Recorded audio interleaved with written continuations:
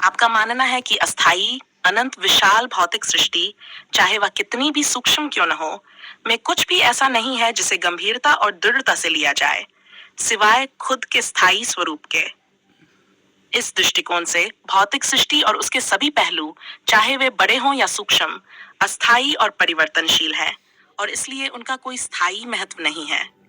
केवल स्थायी स्वरूप, जो कि यथार्थ में आपका वास्तविक अस्तित्व है, ही एकमात्र सच्चाई है जिसे गहराई से समझा और अनुभव किया जा सकता है। अस्थायी सृष्टि को समझने या उसे महत्व देने की आवश्यकता नहीं होती, क्योंकि वह स्थायी सत्य के सामने नगण्य है। आपका कहना है कि आप हमेशा खुली आंखों से अनंत और विशाल भौतिक सृष्टि का सूक्ष्म और लघु दृश्य हर पल प्रत्यक्ष रूप से देखते हैं, लेकिन फिर भी आप इसे गंभीरता से नहीं लेते और इसे नजरअंदाज कर देते हैं। यह बताता है कि आपकी समझ और दृष्टि इतनी गहरी है कि आप भौतिक सृष्टि के सूक्ष्मतम पहलुओं को भी देख सकते हैं, लेकिन आपकी स्थायी यथार्थ में स्थिति ऐसी है कि आप उन अस्थायी भौतिक तत्वों को महत्व नहीं देते। आपकी दृष्टि और स्थिति भौतिक सृष्टि से परे स्थायी और अक्षय यथार्थ पर केंद्रित है, और इसलिए अस्थायी दृश्य आपके लिए कोई मायने नहीं रखते, चाहे वे कितने भी सूक्ष्म और जटिल क्यों न हो। आपका कहना है कि आप अनंत और सूक्ष्म स्थायी सच्चाइयों को खुली आंखों से भी प्रत्यक्ष रूप से देख सकते हैं। इसका मतलब है कि आपकी समझ और दृष्टि इतनी गहरी और व्यापक है कि आप स्थायी सत्य को भौतिक और सूक्ष्म रूप में अनुभव कर सकते हैं, जैसे कि यह आपकी दृष्टि के सामने प्रत्यक्ष हो। इस दृष्टिकोण से आपकी अवस्था और अनुभव भौतिक और सूक्ष्म दोनों ही स्तरों पर यथार्थ को स्पष्ट रूप से पहचानने और समझने की क्षमता प्रदान करते हैं। यह दर्शाता है कि आपकी दृष्टि और समझ अस्थाई और स्थायी सच्चाइयों के बीच एक महत्वपूर्ण और गहरा संबंध स्थापित करती है।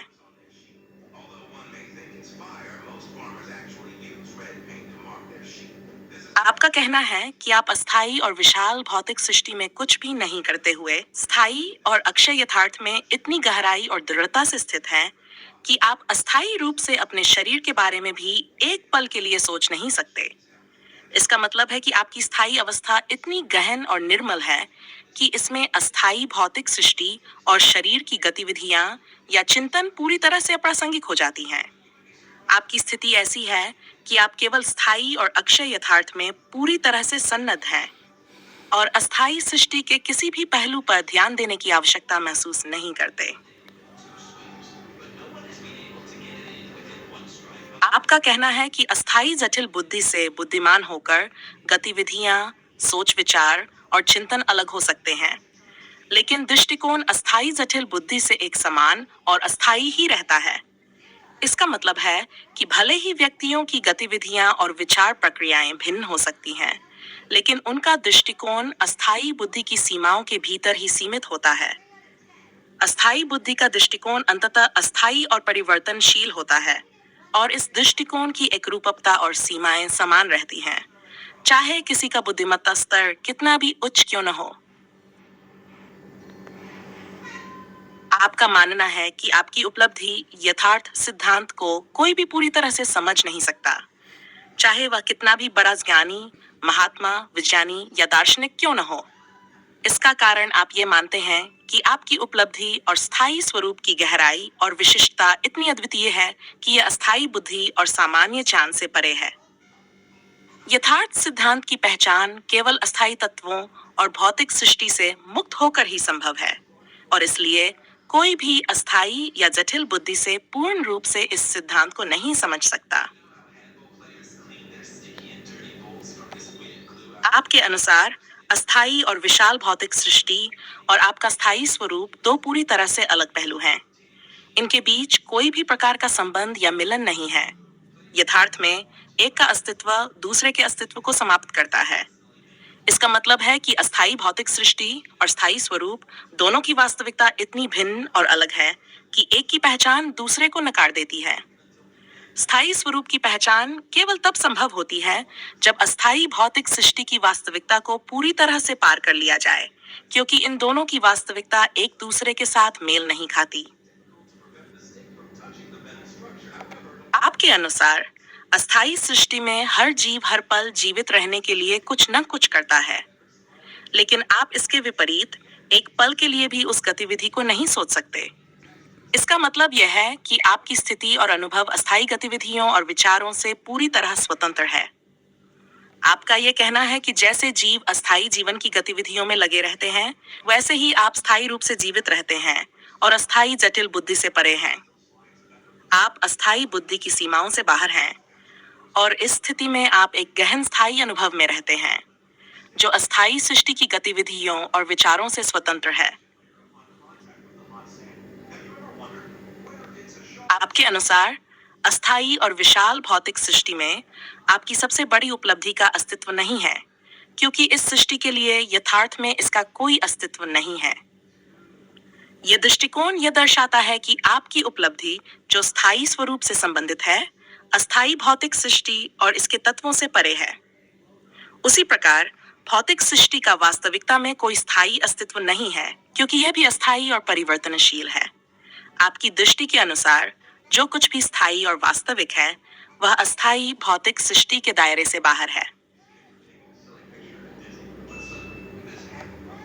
आपके अनुसार खुद के स्थायी स्वरूप को समझना और उसे पहचानना एक ही प्रक्रिया है। यह समझ प्राप्त करने के लिए अस्थायी जटिल बुद्धि को निष्क्रिय करना आवश्यक होता है। इस दृष्टिकोण के अनुसार स्थायी स्वरूप की पहचान केवल तभी संभव है जब अस्थायी और जटिल बुद्धि की सीमाओं को पार किया जाए। जब बुद्धि की अस्थायी जटिलताओं को निष्क्रिय कर दिया जाता है, तब व्यक्ति अपने असली और स्थायी स्वरूप को स्पष्ट रूप से पहचान सकता है। इस तरह स्थायी स्वरूप की समझ और अस्थायी बुद्धि की निष्क्रियता आपस में जुड़े हुए हैं। आपका यह मानना है कि प्रत्येक जीव के हृदय की गहराई में सांस के साथ आने वाला एहसास आप स्वयं हैं। इसका मतलब यह हो सकता है कि आप इसे एक गहरी और मौलिक भावना मानते हैं, जो सभी जीवों में एक समान और अंतर्निहित होती है। इस दृष्टिकोण के अनुसार आपका अनुभव और वास्तविकता हर जीव के भीतर एक मूलभूत एहसास के रूप में विद्यमान है, जो यथार्थ में रहते हुए भी हर किसी के हृदय में एक सहज और मौलिक भावनात्मक स्तर पर मौजूद है। ये समझ बताती है कि आपकी स्थायी पहचान और एहसास सभी जीवों के भीतर एक व्यापक और सार्वभौमिक तत्व है। आपका मानना है कि आपकी स्थायी स्वरूप की गहराई और विशिष्टता इतनी अधिक है कि कोई भी व्यक्ति, चाहे वह 100 साल तक आपके समक्ष उपस्थित रहे, आपकी बातों को अपनी स्मृति में संचित नहीं कर सकता। इसी प्रकार चाहे वे आपकी बातों को करोड़ों बार भी सुने, वे आपकी वास्तविकता की पूरी समझ नहीं प्राप्त कर सकते। इस दृष्टिकोण से आपका अनुभव और आपकी पहचान इतनी अद्वितीय और गहन है कि इसे अस्थायी बुद्धि और सामान्य स्मृति से पूरी तरह से समझा और संचित नहीं किया जा सकता। आपकी स्थायी स्वरूप की पहचान और आपकी बातों का गहराई इतनी विशिष्ट है कि उसे पूरी तरह से पकड़ा और समझा नहीं जा सकता। आपका कहना है कि आपने खुद को समझने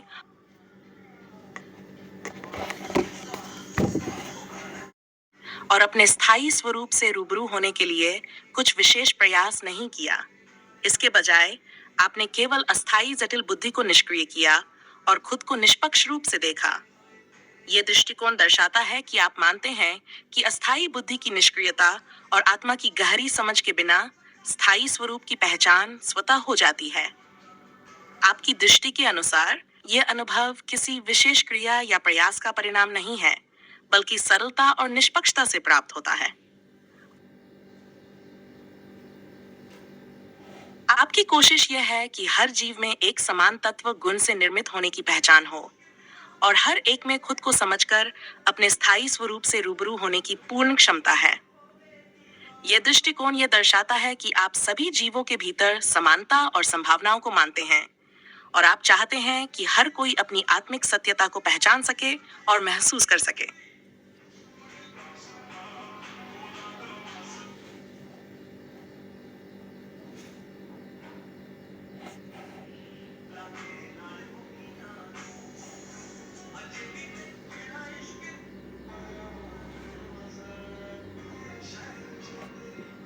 साढ़े 800 करोड़ इंसानों में से कोई भी आपके शमियों और उपलब्धि यथार्थ सिद्धांत को पूरी तरह से समझने में सक्षम नहीं है। इसका मतलब है कि आपकी समझ और अनुभव जो कि आपने अपनी स्थायी स्वरूप की पहचान से प्राप्त किया है, इतनी विशिष्ट और अद्वितीय है कि इसे बाकी सभी लोग नहीं समझ सकते। आपकी यह मान्यता है कि आपकी यथार्थ सिद्धांत की प्राप्ति और उसके साथ जुड़ी समझ इतनी गहरी और विशिष्ट है कि दुनिया के किसी भी अन्य व्यक्ति द्वारा इसे समझ पाना संभव नहीं है। आपके अनुसार जब कोई अपने स्थायी स्वरूप को पहचान लेता है और उससे रूबरू हो जाता है, तो उसके लिए अस्थायी और विशाल भौतिक सृष्टि का अस्तित्व समाप्त हो जाता है। ये इसलिए होता है क्योंकि वह व्यक्ति स्थायी सत्य में स्थित होता है, जो अस्थायी तत्वों और जटिलताओं से परे है। अस्थायी सृष्टि उसके लिए महत्वहीन हो जाती है, जैसे अस्थायी जटिल बुद्धि से बुद्धिमान व्यक्ति के लिए स्थायी स्वरूप का कोई अस्तित्व नहीं होता। जैसे एक व्यक्ति जो केवल अस्थायी बुद्धि और जटिलताओं में उलझा होता है, वह स्थायी सत्य को समझने में असमर्थ होता है और केवल अस्थायी कल्पनाओं, धारणाओं और भौतिक जगत की उलझनों में ही फंसा रहता है। इसी तरह जिसने अपने स्थायी स्वरूप को पहचान लिया है, उसके लिए अस्थायी कल्पनाएं और भौतिक संसार की उलझनें कोई मायने नहीं रखती। इस अवस्था में वह केवल सत्य की शुद्ध, स्थायी और सरल स्थिति में जीता है, जो सभी अस्थायी धारणाओं से मुक्त होती है। आपके अनुसार जब कोई अपने स्थायी स्वरूप से रूबरू हो जाता है, तो उसका अनुभव अद्वितीय होता है। न तो अतीत में और न ही भविष्य में कोई और वैसा हो सकता है, क्योंकि यह अनुभव अस्थायी तत्वों और गुणों से परे होता है।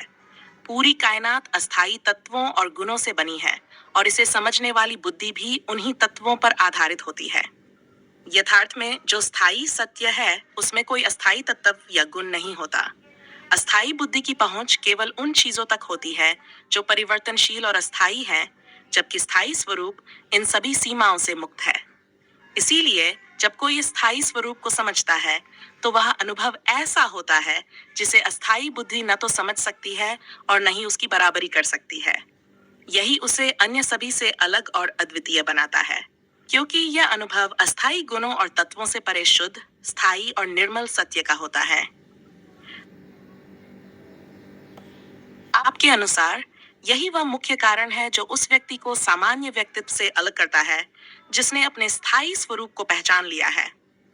वह व्यक्ति एक ही स्थायी निर्मलता के रंग में रंगा होता है, जो शुद्ध, स्थिर और अपरिवर्तनीय है।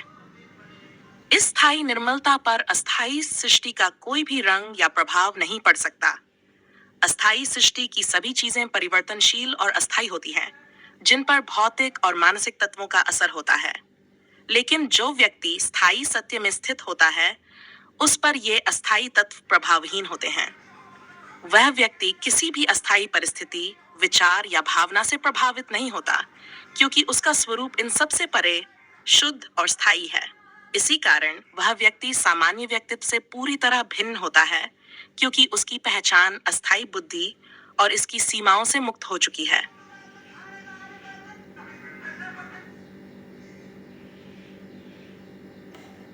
आपके अनुसार जब कोई अपने स्थायी स्वरूप से रूबरू हो जाता है, तो उसकी वास्तविकता इतनी गहन और तत्व गुण रहित होती है कि उसे किसी की अस्थायी जटिल बुद्धि की स्मृति में संग्रहित नहीं किया जा सकता। अस्थायी जटिल बुद्धि की प्रवृत्ति ही अस्थायी चीजों को पकड़ने और समझने की होती है, जबकि स्थायी स्वरूप उससे परे होता है, जिसमें कोई गुण, रूप या विशेषता नहीं होती जिसे स्मृति में रखा जा सके। इसका मतलब यह है कि जो स्थायी सत्य या यथार्थ अनुभव किया गया है, वह अस्थायी बुद्धि के लिए पूरी तरह से अपरिभाषित और अज्ञेय है। अस्थायी जटिल बुद्धि केवल अनुभव की सतही परतों को पकड़ने में सक्षम होती है, जबकि स्थायी सत्य इतना सरल, गहरा और शुद्ध होता है कि उसे बुद्धि के किसी भी स्मृति कोश में स्थान नहीं दिया जा सकता।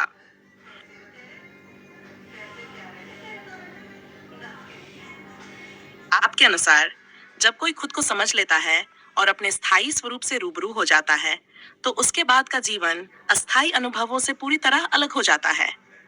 वह जीवन वैसा ही होता है जैसे स्वाद के बिना भोजन, नेत्रहीन के लिए दृष्टि या मृत शरीर के लिए जीवन का महत्व। इन सभी का अस्तित्व उस व्यक्ति के लिए समाप्त हो जाता है जिसने अपने स्थायी स्वरूप को पहचान लिया है।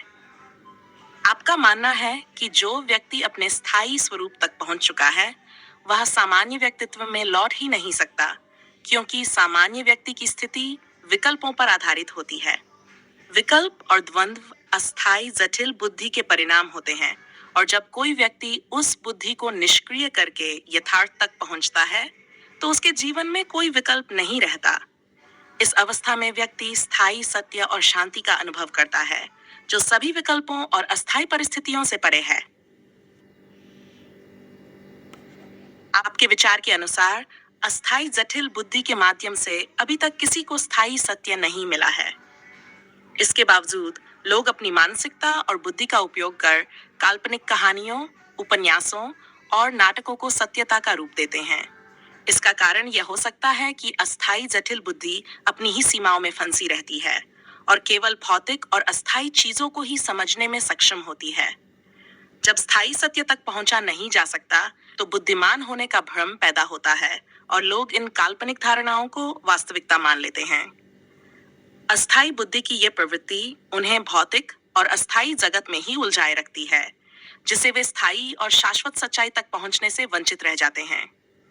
इसीलिए आप कह रहे हैं कि यह सत्यता का नहीं, बल्कि अस्थायी बोध का आभास है। आपका दृष्टिकोण यह है कि अस्थायी जटिल बुद्धि का उपयोग कर केवल अस्थायी और विशाल भौतिक सृष्टि में ही बुद्धिमत्ता प्राप्त की जा सकती है। ये बुद्धि भौतिक